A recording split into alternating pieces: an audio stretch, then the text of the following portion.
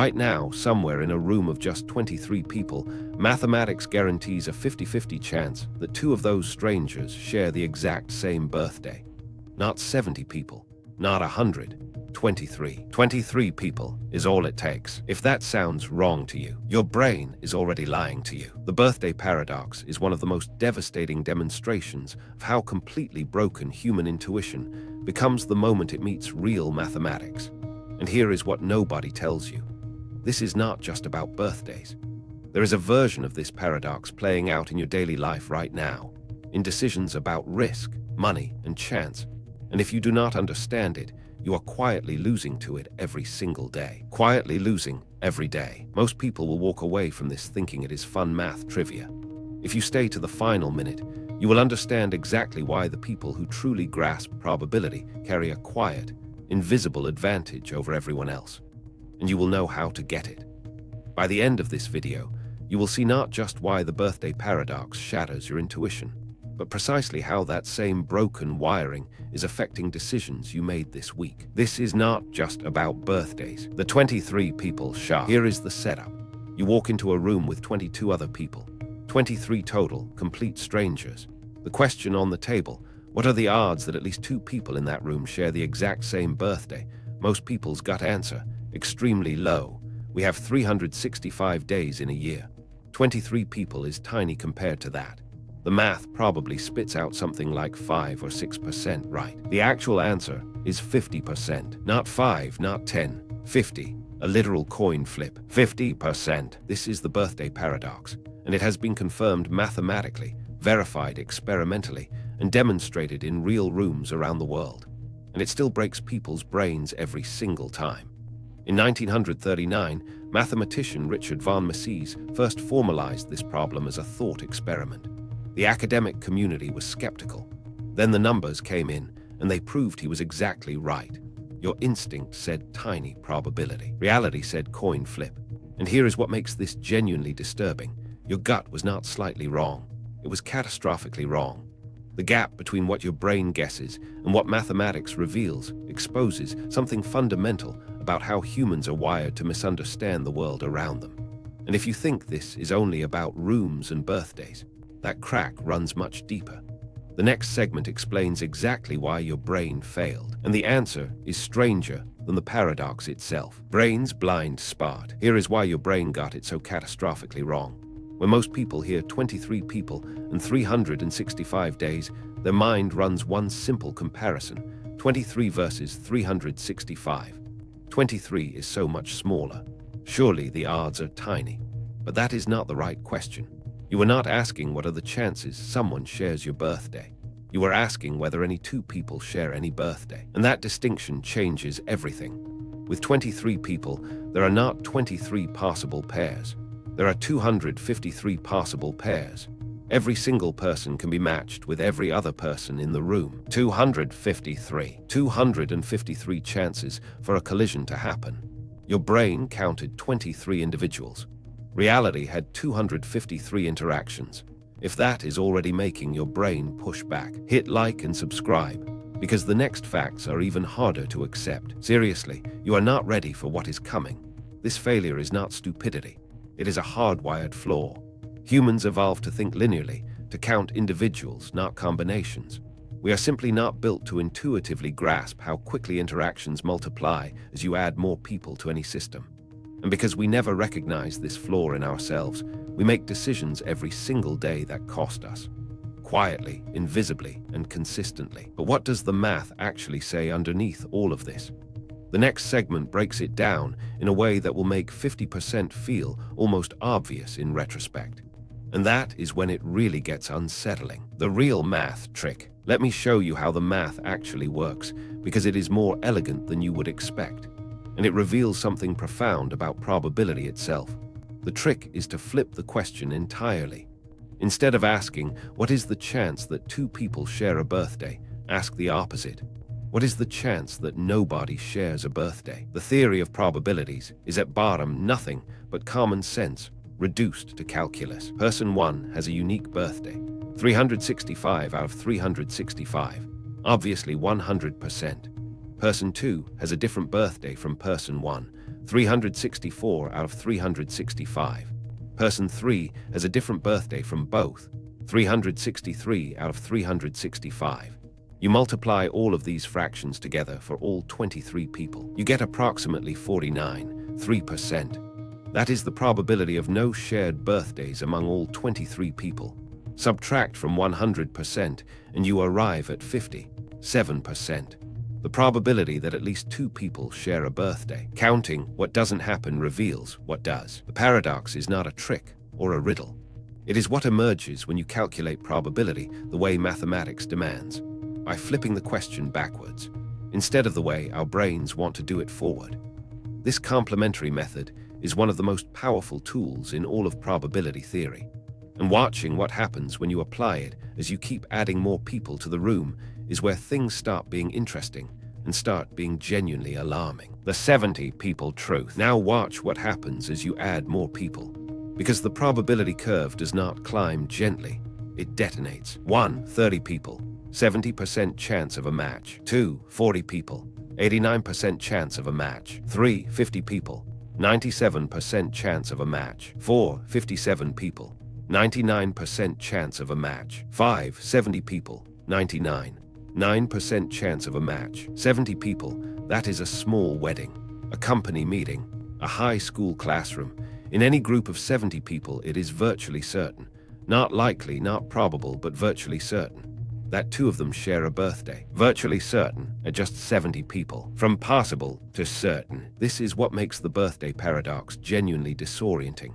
It is not that the result surprises you at the extremes. It is that the transition from seems unlikely to virtually guaranteed happens shockingly, almost violently fast. The curve does not rise gradually. It erupts. Your intuition expected a gentle slope. The math gave you a cliff. This explosive growth pattern appears far beyond birthday parties. It shows up in how diseases tear through populations, how ideas go viral across social networks, how financial contagion cascades through interconnected markets. We never see these explosions coming because our brains are wired to expect a gentle, linear climb. History is full of this pattern, showing up in ways that feel almost supernatural until you run the numbers. And the next example will permanently reframe something you have probably been calling an amazing coincidence your entire life. History's twins. The birthday paradox is not a thought experiment. History is full of it playing out in ways that feel almost supernatural until you understand the math behind them. 3 of the first 5 United States presidents died on July 4th. John Adams and Thomas Jefferson died on the same July 4th. July 4th, 1826. Exactly 50 years after they both signed the Declaration of Independence. James Monroe died on July 4th 5 years later. The odds of 3 out of 5 people dying on the same calendar date feel astronomically small. But the paradox has taught you something important. Your sense of how small is fundamentally broken. Among the 46 United States presidents, the birthday paradox mathematically predicts that shared birthdays are near certain. And indeed, Polk and Harding, both born November 2nd. Pierce and Coolidge, both November 23rd. Andrew Johnson and Woodrow Wilson, both October 4th. Coincidences aren't miracles. They're just math we failed to predict. What feels like divine intervention. 2 founding fathers dying together on the 50th anniversary of independence. Is the birthday paradox operating at the scale of a lifetime? The math was always going to produce these overlaps. We just were not counting the pairs. We never are. But here is where this stops being historical curiosity and starts having genuine consequences. The next application has sent innocent people to prison because the people who should have understood the math made exactly the same mistake your brain made in that room of 23 strangers. The gambler's lie.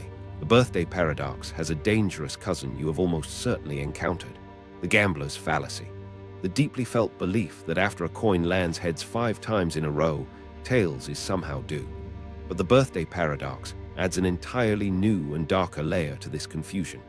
It is not just about mistaking past outcomes for future probabilities. It is about fundamentally miscounting which events even matter in the first place. Every time you add 1 more person to a room, you do not add 1 more birthday. You add 1 more person who can potentially match with every single person already there. The interactions multiply exponentially. The collision probability erupts. Linear thinking, exponential reality. Casinos understand this with surgical precision. Card players count individual cards, 52 values, but casinos structure their games around the vast, incomprehensible space of combinations, arrangements, and interactions that human brains systematically and reliably underestimate. The house doesn't just have better odds, it has better math. A standard deck of 52 cards can be arranged in 8 times 10 to the power of 67 different sequences. That number is larger than the total count of atoms in the observable universe. The player sees 52 cards. The house sees an interaction space the player's brain cannot even begin to feel. You thought you were playing a card game. You were navigating the same mathematical blindness that makes 23 people feel like too few for a birthday match. And if this is how probability breaks down in casinos, imagine what it does when it enters a courtroom. The next segment will make you genuinely angry, and it should. Prison by math error. In 1999, a British woman named Sally Clark was convicted of murdering her 2 infant sons. The pivotal evidence came from a pediatrician named Sir Roy Meadow, who testified before the jury that the probability of 2 children in the same family dying of sudden infant death syndrome was 1 in 73 million. 1 in 73 million. The jury was devastated. They convicted her. She spent 3 years in prison for a math error. Meadow had treated the 2 deaths as statistically independent events, like flipping 2 completely separate, unconnected coins. But Sid's cases in the same family are correlated: shared genetics, shared environment, shared exposures. The real probability was nowhere near 1 in 73 million. This is what statisticians call the prosecutor's fallacy, using probability without understanding how events relate to each other. The same foundational error that makes 23 people feel unlikely to share a birthday, now applied inside a murder trial with a human life at stake. Our broken probability intuition has put innocent people behind bars. Sally Clark was eventually exonerated after spending years in prison, but the psychological damage was permanent. She died in 2007, several years after her release. The Royal Statistical Society issued a formal statement condemning the misuse of statistics in British courtrooms, because this was not an isolated incident. The birthday paradox is not a charming mathematical curiosity. It is a window into a pattern of thinking so broken that it has destroyed lives.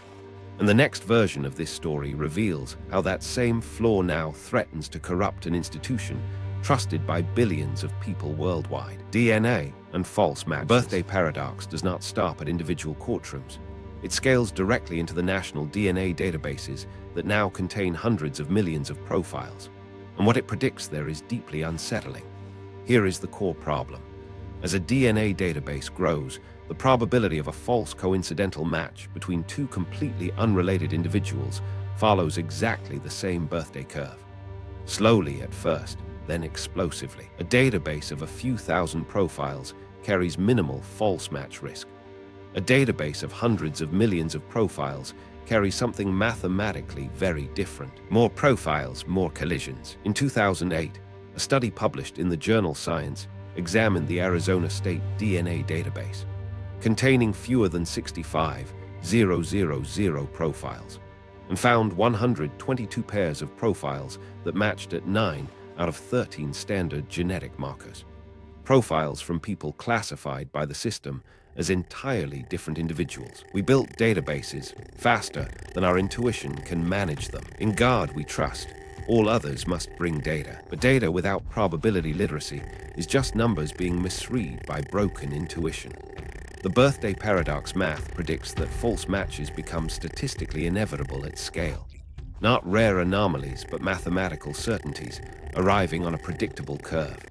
Justice systems worldwide are now beginning to grapple with this, and the implications reach further than law enforcement, because the next place this mathematical blindness shows up has been quietly costing ordinary people real money for a very long time. The lottery trap. Every week, millions of people buy lottery tickets carrying the same quiet thought: someone has to win. True. But the birthday paradox exposes exactly how badly they are miscalculating, and who is doing the real math on the other side. When you buy a ticket, your brain runs simple arithmetic. You versus millions of number combinations. Small chance, not zero. That feels like a reasonable gamble. The Lottery Commission runs birthday paradox math. They are not thinking about your ticket in isolation.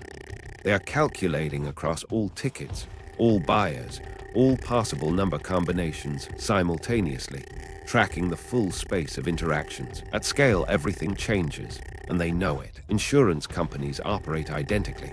Hedge funds, pharmaceutical trial designers.